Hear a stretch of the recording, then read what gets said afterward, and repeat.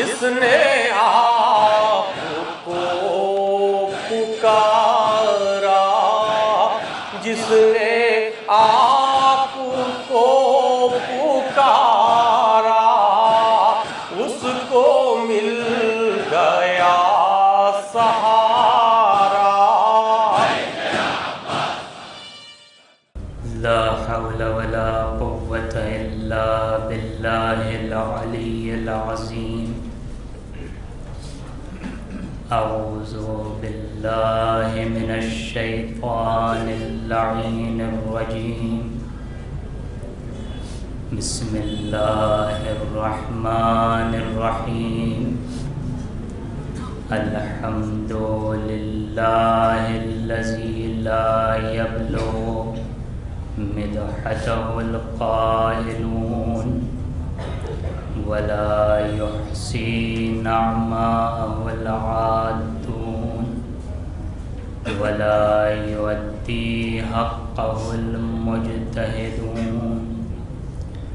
الذي لا يدركه بعد الهمم ولا يناله غوص الفطن الذي ليس لصفته حد محدود ولا نعت موجود ولا وقت معدود ولا أجل ممدود، فطر الخلائق بقدرته ونشر الرياح برحمته۔ الصلاة والسلام والتحية والإكرام على النبي الأمي المكي المدني القرشي الهاشمي المطلبي صاحب الوقار والسكينة المدفون بأرض مدينة مولانا ابی القاسم محمد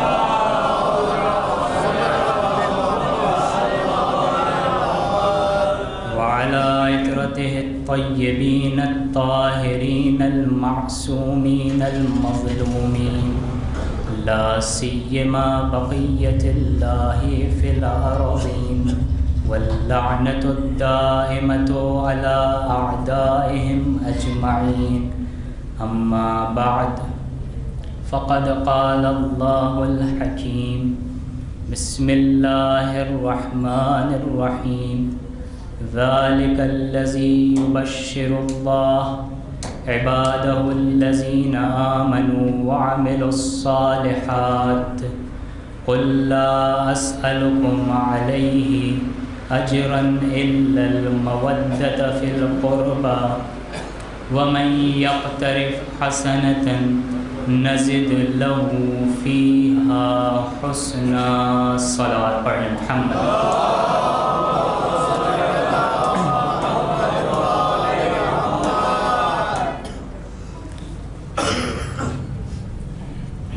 عزیزان ایمانی،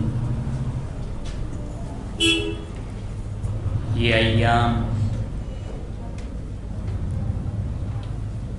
یعنی ایام فاطمیہ، ان کی اپنی ایک عظمت ہے،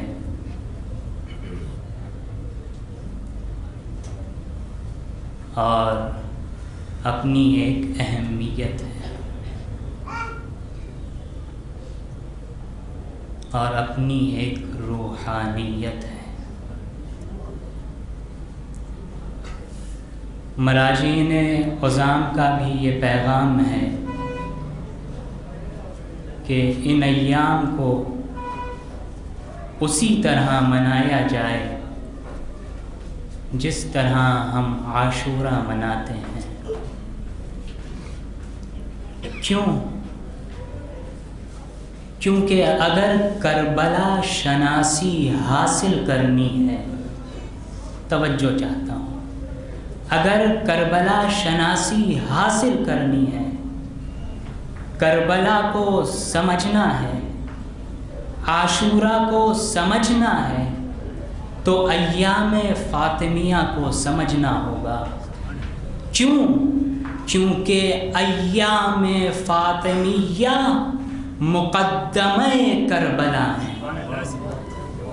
ایام فاطمیہ مقدمہ عاشورہ ہیں. جب تک ہم ان ایام کی اہمیت، افادیت اور منزلت کو نہیں سمجھیں گے، ہم نہ کربلا سمجھ سکتے ہیں نہ عاشورہ سمجھ سکتے ہیں.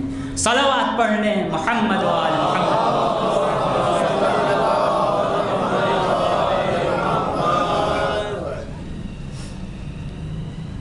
دیکھیے انسان دو چیزوں سے مرکب ہے، ایک ہے جسم، ایک ہے روح. جس طرح اس جسم میں انسانی کو بھوک لگتی ہے، غذا کی خواہش ہوتی ہے، اسی طرح روح انسانی کو بھی بھوک لگتی ہے. توجہ چاہتا ہوں. جس طرح جسم کو بھوک لگتی ہے اسی طرح روح انسانی کو بھی بھوک لگتی ہے.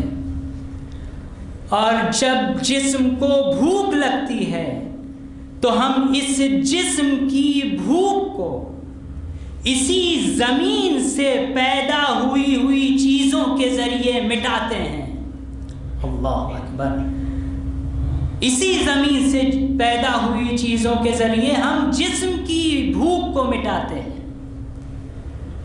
روح ہے ملکوتی شے کا نام، جسم ہے خاکی، روح ہے ملکوتی. ہم خاکی چیز کے ذریعے ملکوتی چیز کی بھوک کو نہیں مٹا سکتے. اس کے لیے ہمیں روحانی اشیاء کی ضرورت ہے. اگر روح کی بھوک کو مٹانا ہے تو اس کے لیے روحانی اشیاء کی ضرورت ہے. خدا نے اس کا بھی انتظام کر دیا ہے کہ جب جسم کو بھوک لگے تو ہم اس زمین سے جو اشیاء پیدا ہوتی ہیں ہم ان اشیاء کے ذریعے جسم کی بھوک کو مٹائیں. اور جب اس روح کو بھوک لگے تو کبھی ہم تلاوت قرآن مجید کر کے بھوک مٹاتے ہیں روح کی، کبھی 2 رکعت نماز پڑھ کے روح کی بھوک مٹاتے ہیں، اور اگر اور زیادہ خواہش ہو، ضرورت ہو تو کبھی فرش عزائے فاطمہ بچھاتے ہیں، کبھی فرش عزائے سیدہ بچھاتے ہیں، کبھی فرش عزائے مولا کائنات بچھاتے ہیں، کبھی فرش عزائے امام حسین بچھاتے ہیں.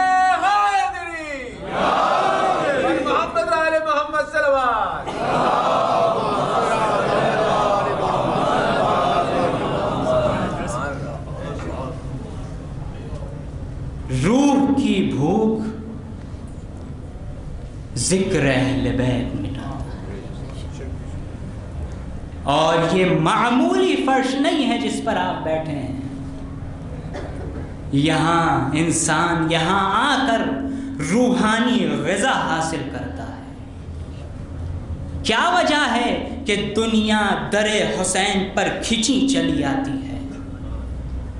وجہ یہی ہے کہ یہاں روح کو تقویت ملتی ہے، یہاں روح کی بھوک مٹائی جاتی ہے. ذرا مل جل کر بآواز بلند صلوات پڑھ لیں محمد.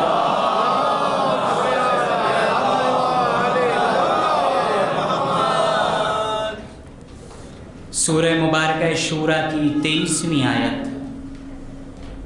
جس کو میں نے سرنامہ کلام قرار دیا، ارشاد ہو رہا ہے ذالک الذی یبشر اللہ عبادہ الذین آمنوا وعملوا الصالحات. یہ وہ عظیم بشارت ہے پروردگار کی طرف سے. کس کے لیے؟ عبادہ الذین آمنوا وعملوا الصالحات. ان بندوں کے لیے جو صاحبان ایمان بھی ہیں، صاحبان کردار بھی ہیں. عبادہ الذین آمنوا وعملوا الصالحات. جو صاحبان ایمان بھی ہیں، صاحبان کردار بھی ہیں۔ دیکھیے قرآن مجید کا ہر لفظ، قرآن مجید کی ہر آیت، خداوند عالم کا ہر پیغام ہمارے لیے بشارت ہے، لیکن جب اللہ کہے کہ یہ وہ عظیم بشارت ہے تو یہ بشارت ان بشارتوں سے مختلف ہوگی، اور اتنا طے ہو گیا کہ بشارتیں انہی کے لیے ہیں جو صاحبان ایمان ہوتے ہیں اور صاحبان کردار ہوتے ہیں۔ بشارت انہی کو ملتی ہے جو صاحبان ایمان بھی ہوتے ہیں اور صاحبان کردار بھی ہوتے ہیں۔ آمنو، دیکھیے ایمان، آمنو جو صاحبان ایمان ہوتے ہیں، صاحبان ایمان ہیں۔ یہاں جو ایمان کا لفظ آیا ہے اس سے کون سا ایمان مراد ہے؟ لسانی ایمان یا عملی ایمان؟ ایمان تین چیزوں کے مجموعے کا نام ہے۔ ہمارا اور آپ کے 8ویں امام حضرت امام علی ابن موسیٰ رضا علیہ السلام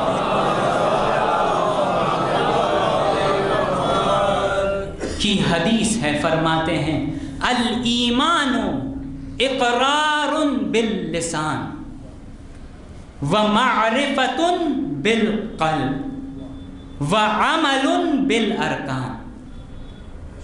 ایمان کس چیز کا نام ہے؟ ایمان زبان سے اقرار کرنے کا نام ہے،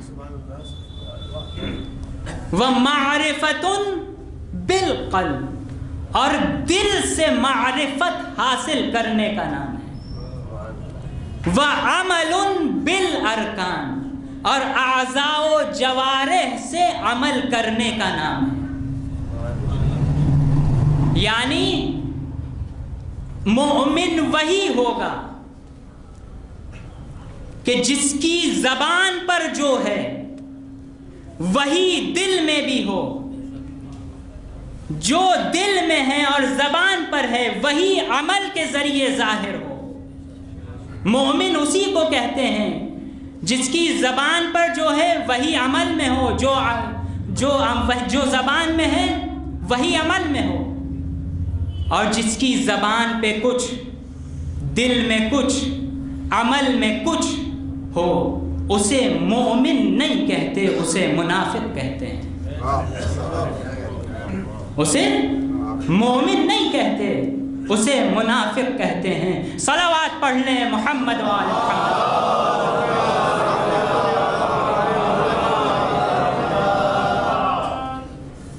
اور جہاں جہاں قرآن مجید میں لفظ ایمان آیا ہے، آمنو آیا ہے، فوراً بعد وعملوا الصالحات کا ذکر ہوا ہے، یعنی ایمان کا اظہار عمل کے ذریعے ہوتا ہے۔ ایمان کو ظاہر عمل کرتا ہے۔ تو بشارتیں انہی کے لیے ہیں جو صاحبان ایمان ہیں اور صاحبان کردار بھی ہیں۔ کیا ہے بشارت؟ کیا ہے؟ اب وہ حبیب کے ذریعے کہلوا رہا ہے، پروردگار عالم اے حبیب کہہ دیجئے قل لا اسألکم علیہ اجرا الا المودۃ فی القربى۔ اے حبیب کہہ دیجئے کہ ہمیں رسالت کی اجرت کچھ نہیں چاہیے مگر یہ کہ قربا کی مودت، قربا سے مودت۔ یہاں پر آیت کا ترجمہ جو کیا جاتا ہے بہت جلدی میں کیا جاتا ہے، میرے اقربا سے مودت۔ یہاں پر بزرگ عالم دین علامہ سید علی نقن اعلی اللہ مقامہ فرماتے ہیں کہ یہاں جو مودت کا لفظ آیا ہے، میرے قربا کا جو لفظ آیا وہاں میرے کا لفظ استعمال نہیں ہوا ہے، میرا لفظ ہی نہیں ہے بلکہ ڈائریکٹ استعمال ہوا ہے، قربا سے مودت۔ تو اب سمجھ میں آیا کہ رسول اکرم جو احترام کے لیے اٹھتے تھے وہ اس لیے اٹھتے تھے کیونکہ فاطمہ قربا رسول کی نہیں ہے، فاطمہ اللہ کی قربا ہے۔ صلوات پڑھ لیں محمد و آل محمد۔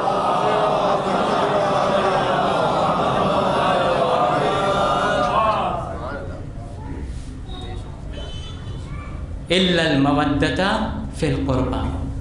دیکھیے لفظ مودت سے کیا مراد ہے؟ یہاں صرف محبت مراد ہے، صرف اہل بیت کو چاہنا مراد ہے؟ کسے کہتے ہیں مودت؟ کیا مودت اسی کا نام ہے کہ جب امام زمانہ کا نام آئے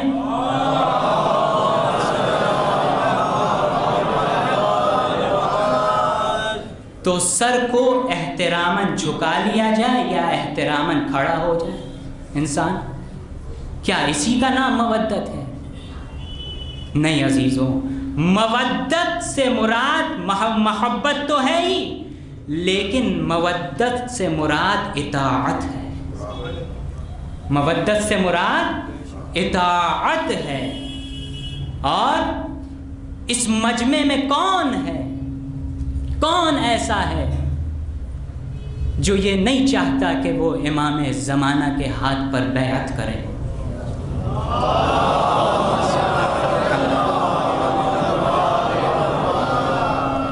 ہر شخص کی یہ خواہش ہے کہ وہ امام زمانہ کے ہاتھ پر بیعت کرے۔ بیعت کیسے ہوگی؟ بیعت کب ہوگی؟ بیعت کے معنی کیا ہیں؟ بیعت کے معنی ہیں اپنے نفس کو معصوم کے ہاتھوں پر بیچ دینا۔ بیعت یعنی اپنے نفس کو معصوم کے ہاتھوں پر بیچ دینا۔ ہمارا نفس اس قابل ہے کہ ہم اسے معصوم کے ہاتھوں پر بیچ سکیں؟ نہیں ہے۔ ہمیں اپنے نفس کو اس قابل کرنا ہے کہ ہم اپنے نفس کو معصوم کے ہاتھ پر، امام کے ہاتھ پر بیچ سکیں، اور یہ اس نفس کی تربیت کرنی ہوگی، نفس کو اس قابل کرنا ہوگا۔ یہ نفس کیسے ہوگا اس قابل؟ یہ نفس اس قابل ہوگا تقلید کے ذریعے۔ جب ہم مرجع کی تقلید کریں گے، مرجع جب ہم تقلید کرتے ہیں یا مرجع ہمارے نفس کی تربیت کرتا ہے، ہم جو مرجع کی تقلید کرتے ہیں اس سے ہمارے نفس کی تربیت ہوتی ہے، تب جا کر نفس اس قابل ہوتا ہے کہ ہم اسے معصوم کے ہاتھوں پر بیچ سکیں۔ صلوات پڑھ لیں محمد و آل محمد۔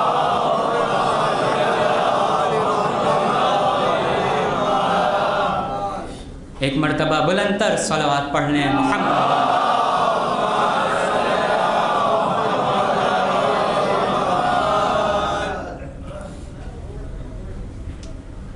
قل لا اسألكم عليه اجرا الا المودة في القربى ومن يقترف حسنة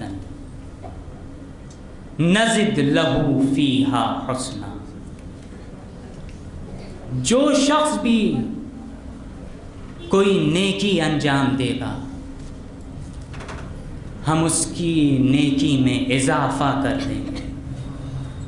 بی بی فاطمہ زہرا سلام اللہ علیہا فرماتی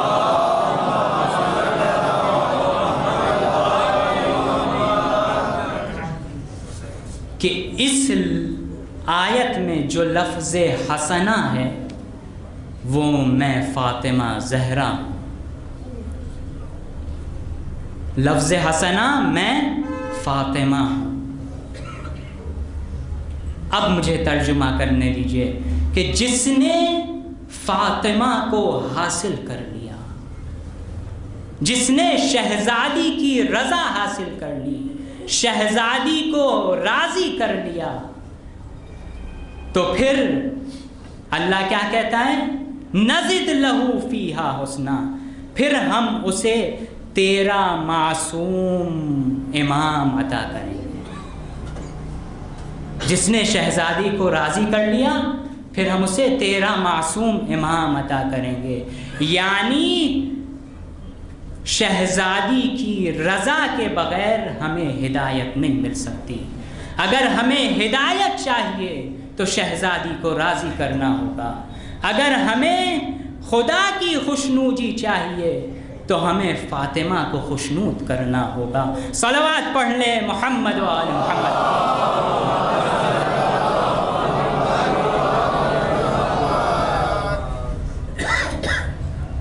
بس سامعین اکرام، کون ہے بی بی فاطمہ زہرا سلام اللہ علیہا؟ حدیث قدسی ہے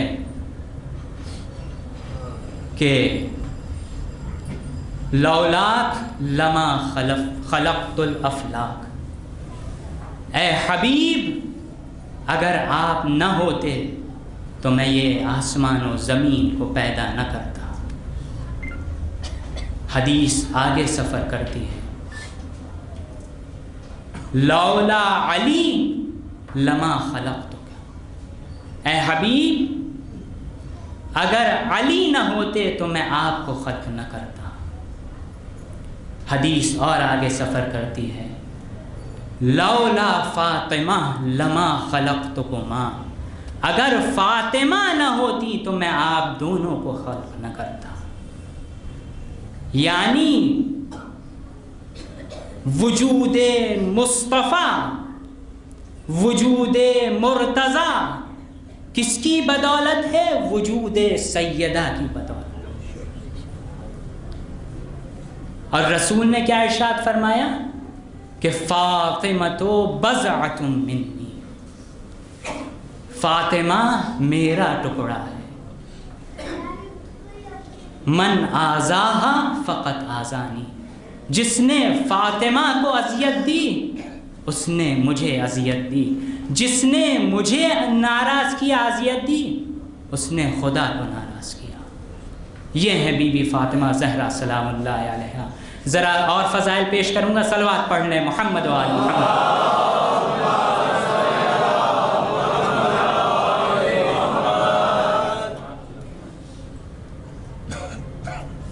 کچھ فضائل بی بی کے ایسے ہیں جن پہ عقل دنگ اور حیران رہ جاتی ہے. کیا فضائل ہیں؟ بی بی قرآن ناطق ہے. قرآن دو ہیں، ایک قرآن صامت، ایک قرآن ناطق. یہ جو دو دفتیوں کے درمیان قرآن ہے یہ ہے قرآن صامت، خاموش قرآن. اور اہل بیت قرآن ناطق ہے. اللہ اکبر، کیا عظمت ہے، کیا فضائل ہیں بی بی کے. دیکھیے قرآن ناطق کا، قرآن صامت کا نزول دو طرح سے ہوا ہے. قرآن صامت کا ایک نزول ہے جسے کہتے ہیں نزول تدریجی. یہ جو 23 سال کے عرصے میں جیسی ضرورت ہوتی گئی، وقفے وقفے سے آیتیں نازل ہوتی رہیں، اترتی رہیں، یہ قرآن کا نزول تدریجی ہے. اور ایک ہے قرآن کا نزول دفعی. شب قدر میں جو قلب مصطفیٰ پر قرآن نازل ہوا وہ ہے قرآن مجید کا نزول دفعی. دفعی یعنی ایک بار پورا قرآن قلب مصطفیٰ پر نازل ہو گیا. وہ کب؟ شب قدر میں. اور جو 23 سال کے وقفے میں مدت میں نازل ہوا وہ ہے نزول تدریجی. بی بی فاطمہ زہرا سلام اللہ علیہا، صلوات پڑھ لیں محمد.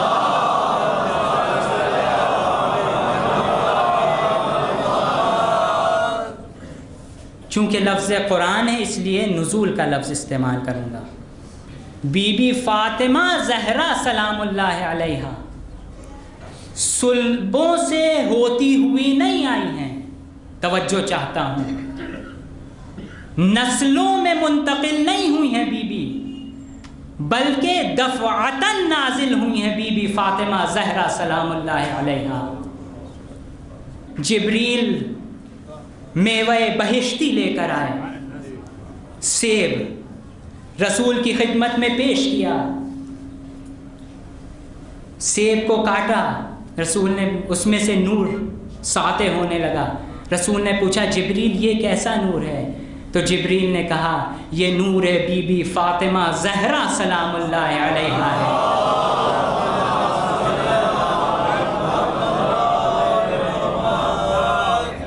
آپ اس کو تناول فرمائیں اور خدیجہ کے قریب جائیں، اللہ نور فاطمہ کو منتقل کرنا چاہتا ہے، اللہ نور فاطمہ کو منتقل کرنا چاہتا ہے۔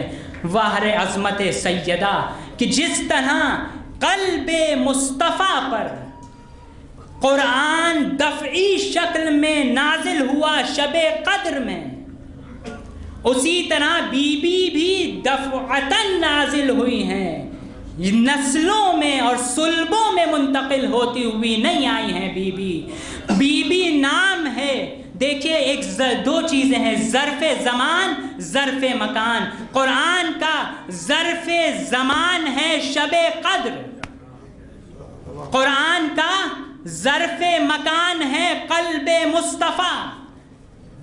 اسی طرح قرآن ناطق کا بھی تو ظرف ہونا چاہیے یا نہیں؟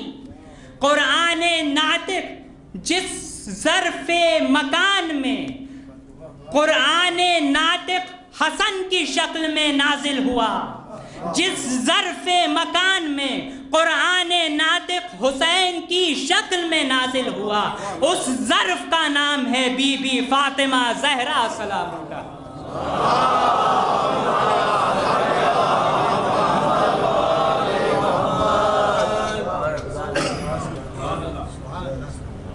جس ظرف میں حسن جیسا قرآن نازل ہوا، جس ظرف میں حسین جیسا قرآن نازل ہوا، اس ظرف مکان کا نام ہے سیدہ، اس ظرف مکان کا نام ہے فاطمہ زہرا۔ مل جل کر شہزادی کی عظمت پر بلند تر صلوات پڑھ لیں محمد۔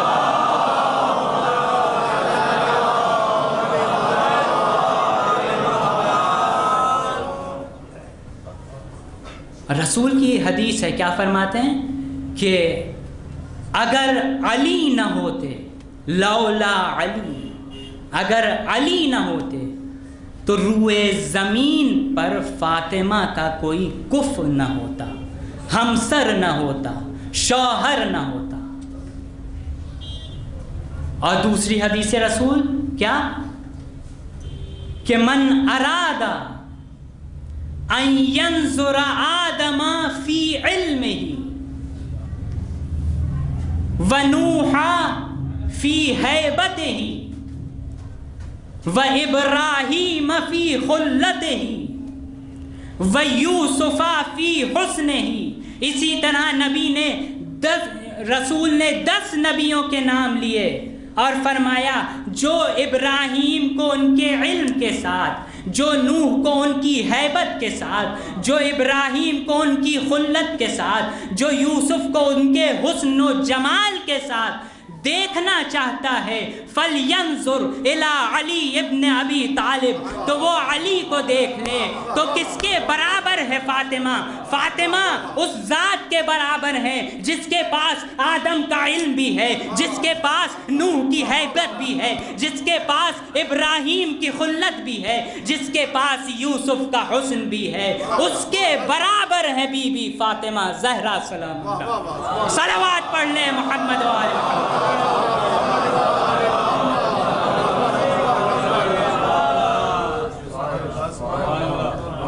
اللہ اکبر۔ فاطمہ علم میں علی کے برابر، فاطمہ شجاعت میں بھی، بلاغت میں بھی، فصاحت میں بھی۔ کیا بی بی نے خطبے نہیں دیے ہیں؟ بی بی کے خطبے موجود ہیں۔ دوسری فضیلت کیا ہے کہ بی بی کو بتول کہتے ہیں، بی بی کو بتول کہتے ہیں۔ بتول کسے کہتے ہیں؟ بتول کہتے ہیں اسے کہ ادھر بچے کی ولادت ہو اور وہ بیوی مصلی بچھا کر 2 رکعت نماز ادا کرے، اسے کہتے ہیں بطول، جو طہارت کی اس منزل پر ہو جسے بطول کہا جائے، تو عقل انسانی اس کے فضائل و کمالات کا ادراک کیسے کر سکتی ہے؟ طب نہیں مانتی اس بات کو کہ جب بچے کی ولادت ہو تو ماں فوراً نماز پڑھے، کچھ دنوں تک نماز سے دور رہتی ہے، عبادت سے دور رہتی ہے، لیکن یہ فاطمہ زہرا سلام اللہ علیہا ہیں جو مصداق آیہ تطہیر ہیں۔ صلوات پڑھ لیں محمد و آل محمد۔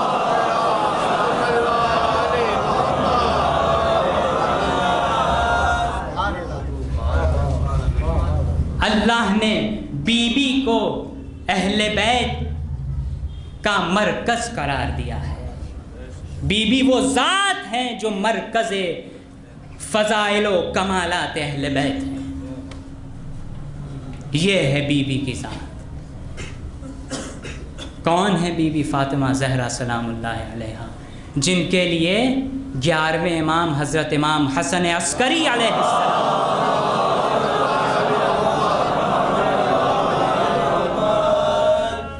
فرماتے ہیں کہ نحن حجج اللہ علی الخلق، ہم اللہ کی طرف سے مخلوق پر حجت ہیں۔ وجدتنا فاطمہ حجت اللہ علینا، اور ہماری جدہ فاطمہ اللہ کی طرف سے ہم پر حجت ہے۔ اللہ اکبر۔ یہ 11ویں امام نے ارشاد فرمایا، اور 12ویں امام حضرت امام زمانہ عجل اللہ تعالی فرجہ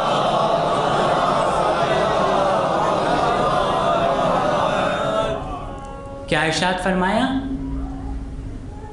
کہ رسول کی بیٹی کی ذات میرے لیے اسوہ حسنہ ہے۔ وفبنتی رسول اللہ لی، میرے لیے کون کہہ رہے ہیں؟ امام وقت کہہ رہے ہیں رسول کی بنت بیٹی کی ذات میں میرے لیے اسوہ حسنہ ہے۔ کون ہے بی بی فاطمہ زہرا سلام اللہ علیہا؟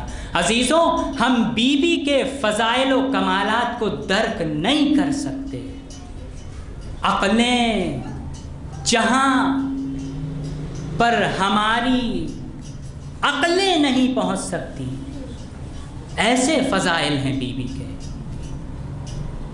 اور ہم بی بی تو دور کی بات ہے، ہم بی بی کے غلاموں کے مرتبے کو بھی درک نہیں کر سکتے۔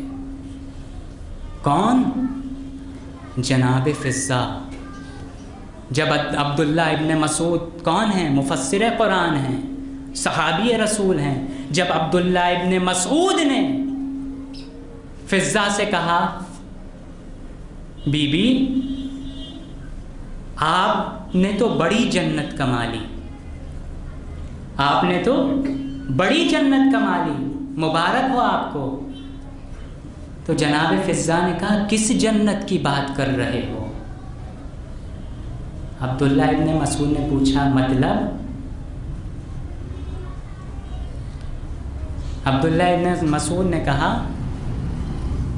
کہ آپ خادمہ سیدہ ہیں، حسنین کی خادمہ ہیں، آپ خدمت گزار ہیں ان کی، یقیناً اس خدمت کا صلہ تو جنت ہی ہوگا نا، اس خدمت کا صلہ جنت ہوگا، آپ کی جنت تو پکی ہے۔ اللہ اکبر۔ اکبر. جناب فضہ کنیز سیدہ ہیں, ہم ان کے مرتبے کو بھی نہیں پہچان سکتے. جناب فضہ نے فوراً جواب دیا. کیا جواب دیا؟ کہا عبداللہ ابن مسعود حیرت ہے, رسول کی ہم نشینی اختیار کرنے کے بعد بھی تمہاری معرفت اسی درجے پر ہے. ارے وہ جنت تو بعد کی بات ہے, میں تو ابھی اس وقت جنت میں زندگی گزار رہی ہوں, میرے لیے تو یہ جنت ہے. روایت کے جملے ہیں, اشارہ کر کے کہا در سیدہ کی طرف کہ میرے لیے اس وقت یہ جنت ہے جس میں فاطمہ زہرا موجود ہے.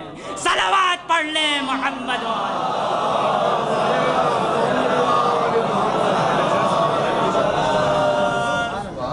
سامعین کرام, اور ہمارے علماء بی بی کے فضائل و مناقب ہم درک نہیں کر سکتے, ان کے غلاموں کے فضائل و مناقب بھی ہم درک نہیں کر سکتے, اور ان کے غلاموں کے غلام یعنی علماء کے فضائل و مناقب بھی ہم درک نہیں کر سکتے. ایک بزرگ عالم دین, نام اس وقت ذہن سے نکل رہا ہے, حسن علی نخودکی اصفہانی. بزرگ عالم دین تھے, مشہد میں زندگی گزارتے تھے. حسن علی نخودکی اصفہانی. آخر وقت میں بینائی چلی گئی تھی, دیکھ نہیں پاتے تھے, لیکن بینائی جانے کے باوجود بھی یہ بتا دیتے تھے کہ کون سی قرآن مجید کی آیت ہے اور کون سی نہیں ہے. ایک صحافی بیان کرتا ہے تہران سے کہ میں ملنا چاہتا تھا, میں نے ایک کاغذ لیا, اس پہ ایک قرآن کی آیت لکھی, پھر ایک اخبار کی کٹنگ لگائی, ایک شعر لکھا, پھر ایک قرآن کی آیت لکھی. اسی طرح میں نے اس صفحے کو تیار کیا اور مشہد آیا, خدمت میں پہنچا. میں خود آزمانا چاہتا تھا, خدمت میں پہنچا, وہ صفحہ میں نے رکھ دیا, بینائی نہیں ہے, وہ صفحہ میں نے سامنے رکھا اور کہا کہ آقا یہ بتائیے کہ اس میں سے قرآن کی آیت کون کون سی ہے. انہوں نے اشارے سے کہا یہ قرآن کی آیت ہے, یہ قرآن کی آیت ہے, یہ قرآن کی آیت ہے. وہ حیران ہو گیا, اس نے کہا آقا آپ کے بینائی نہیں, پھر بھی آپ کیسے بتا رہے ہیں؟ تو انہوں نے جواب دیا کیا تو نے قرآن پڑھا ہے؟ کہا ہاں پڑھا ہے. کیا قرآن کس کا کلام ہے؟ کہا قرآن خداوند عالم کا کلام ہے. تو کیا تو نے قرآن کی یہ آیت نہیں پڑھی کہ اللہ کا کلام نور ہے؟ کلام اللہ نور, یہ نور ہے جو میری بینائی جانے کے بعد بھی مجھے یہ قوت عطا کر رہا ہے کہ میں قرآن کی آیات کی نشاندہی کر رہا ہوں. صلوات پڑھ لیں محمد و آل محمد.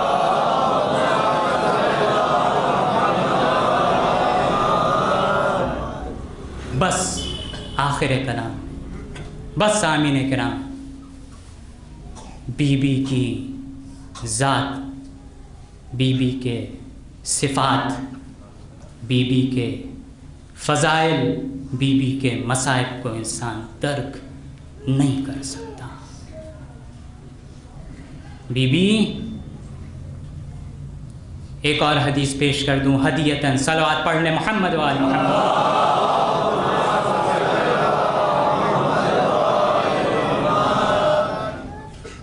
یہ میری طرف سے ہدیہ لے لیجیے گا آج کی مجلس کا. بی بی فرماتی ہیں اپنے خطبے میں کہ جعل اللہ الایمان تطہیرا لکم عن الشرک وجعل الصلاۃ تنزیہا لکم عن الکبر.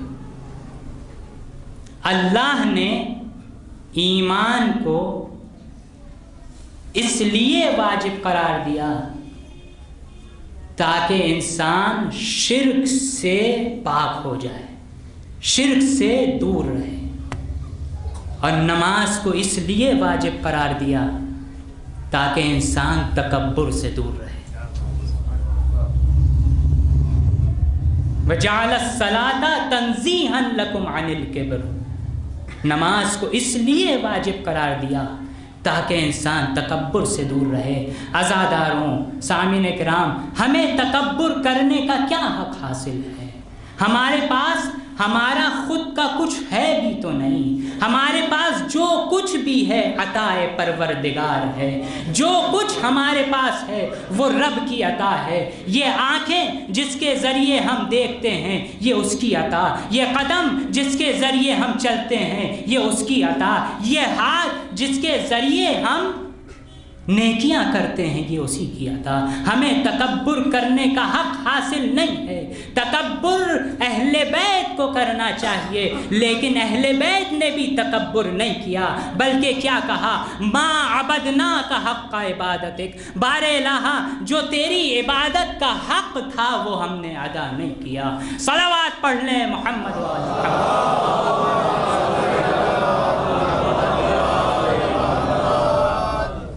بس سامعین کرام، بی بی اہل بیت کے فضائل و کمالات کا بھی مرکز ہیں اور اہل بیت کے مصائب کا بھی مرکز ہے.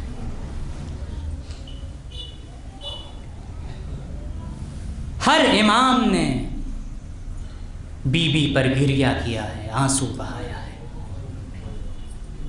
ہر امام نے بی بی کو یاد کیا ہے. کسی نے جب چھٹے امام سے پوچھا، مولا ہم جب رونا آئے تو کس پہ روئیں؟ تو امام نے جواب دیا، یا فاطمہ پر رو یا کربلا پر رو. اللہ اکبر. یا سیدہ پر رو یا کربلا پر رو. کیا مصائب ہیں بی بی کے. میں شہادت نہیں پڑھوں گا، شہادت آپ کل سنیں گے، بس چند فقرے سن لیں مصائب کے. 8ویں امام کی خدمت میں ان کا خادم ان کے بیٹے محمد تقی کو لے کے آیا اور گود میں بٹھا دیا. کچھ دیر کے بعد 9ویں امام زمین پہ ہاتھ مار مار کے رونے لگے. اللہ اکبر. اور امام بھی رونے لگے. 8ویں امام نے بھی گریہ شروع کر دیا. ایک مرتبہ صحابی امام نے پوچھا، مولا یہ سبب گریہ کیا ہے، علت گریہ کیا ہے، کیوں رو رہے ہیں آپ؟ امام نے کہا میرے بیٹے سے پوچھ لو. صحابی نے بیٹے سے پوچھا، مولا آپ کیوں رو رہے ہیں؟ کہا تمہیں نہیں معلوم آج میری جدہ کی شہادت کا دن.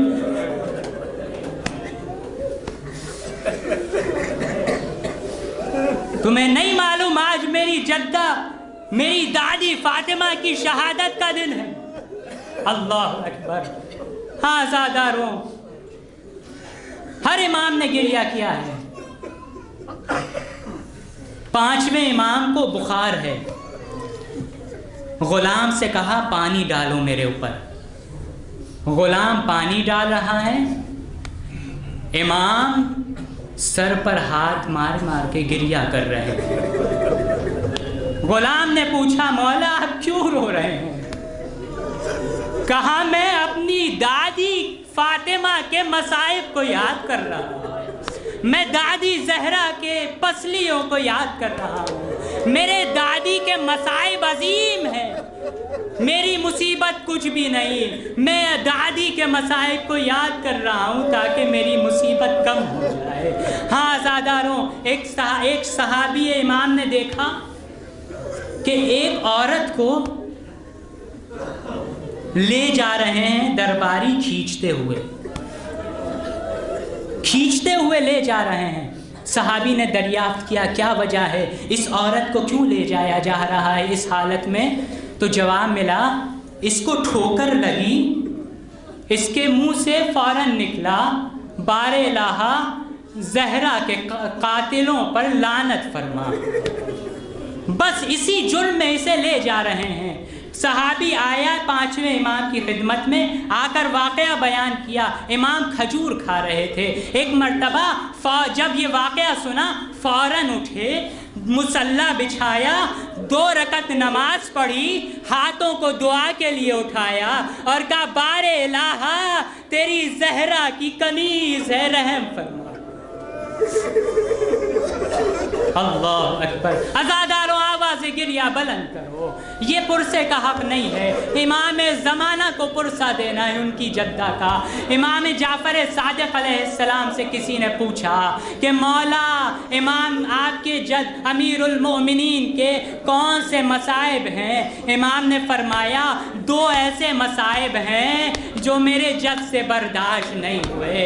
امام نے پوچھا صحابی نے وہ کون سے مصائب ہیں؟ ایک مرتبہ کہا مولا کو بی بی کا ہاتھ جو پہلو پر رہا کرتا تھا یہ برداشت نہیں ہوا، اور اس درے کا نشان، اس تازیانے کا نشان جو بی بی کے لگا مولا سے وہ برداشت نہیں ہوا۔ بس عزادارو ایک واقعہ سنیے، ایک عالم دین نجف میں، آواز گریہ بلند کیجئے، ایک عالم دین نجف کے روضے میں مصائب پڑھا کرتے تھے، نجف کے روضے میں مصائب پڑھتے تھے ایک عالم دین، وہ خود بیان کرتے ہیں ایک دن میں امام حسن مجتبیٰ کے مصائب پڑھ رہا تھا، خوب گریہ ہوا، میں بھی رویا، مجمع بھی رویا، عزادار بھی روئے، میں مصائب پڑھ کے گھر واپس آیا، سو گیا، میں نے خواب میں دیکھا امام حسن مجتبیٰ آئے اور کہتے ہیں اے میرے ذاکر تو میرے سخت ترین مصائب کیوں نہیں پڑھتا؟ تو میرے سخت ترین مصائب کیوں نہیں پڑھتا؟ میں نے کہا مولا میں آپ کے سخت ترین مصائب پڑھتا ہوں، میں بتاتا ہوں کہ دیکھو ہمارا ایک ہی تو امام ہے جس کا جنازہ گھر سے گیا اور پھر گھر واپس آیا۔ کہا نہیں یہ میرے سخت ترین مصائب نہیں، امام کہتے ہیں یہ میرے سخت ترین مصائب نہیں ہیں۔ کہا مولا پھر آپ کے سخت ترین مصائب کیا ہیں؟ میں یہ بھی پڑھتا ہوں کہ ایک ہی تو جنازہ ہے جس پہ تیر لگے اور جب وہ واپس آیا تو بہن نے جنازے سے تیروں کو نکالا۔ اللہ اکبر۔ کہا نہیں اے ذاکر یہ بھی میرے سخت ترین مصائب نہیں ہیں۔ کہا مولا میں یہ بھی پڑھتا ہوں کہ ایک ہی تو امام ہے جس کی زوجہ نے اسے زہر دیا۔ کہا نہیں یہ بھی میرے سخت ترین مصائب نہیں ہیں۔ عزادارو وہ کہتے ہیں جو مصائب پڑھتے تھے، وہ عالم کہتے ہیں میں نے ہاتھوں کو جوڑا اور عرض کیا مولا پھر آپ خود ہی بتا دیجئے آپ کے سخت ترین مصائب کیا ہے؟ بس ختم ہو گیا، ختم کر دی میں نے مجلس، مصائب تمام کر دیے۔ امام کہتے ہیں کہ آپ جب بھی میرے مصائب پڑھنا، مجھ پر گریہ کرنے والوں سے ملاقات ہو تو کہنا امام نے کہا ہے مدینہ شہر تھا، شہر کی گلی تھی، اسی گلی میں ایک دروازہ تھا، دروازے کے پیچھے میری ماں سید، میری جدہ، میری ماں فاطمہ تھی، دروازے میں آگ لگاتی، میں کہتی، ماں فاطمہ کہتی رہی ارے یہ بیت رسول ہے، ہم اہل بیت رسول ہے، ہم پر رحم کرو، لیکن کچھ نہیں سنا، دروازے میں آگ لگا دی، دروازے کو میری ماں کے اوپر گرایا گیا، ماں کی پسلیاں ٹوٹی، محسن شکم میں شہید۔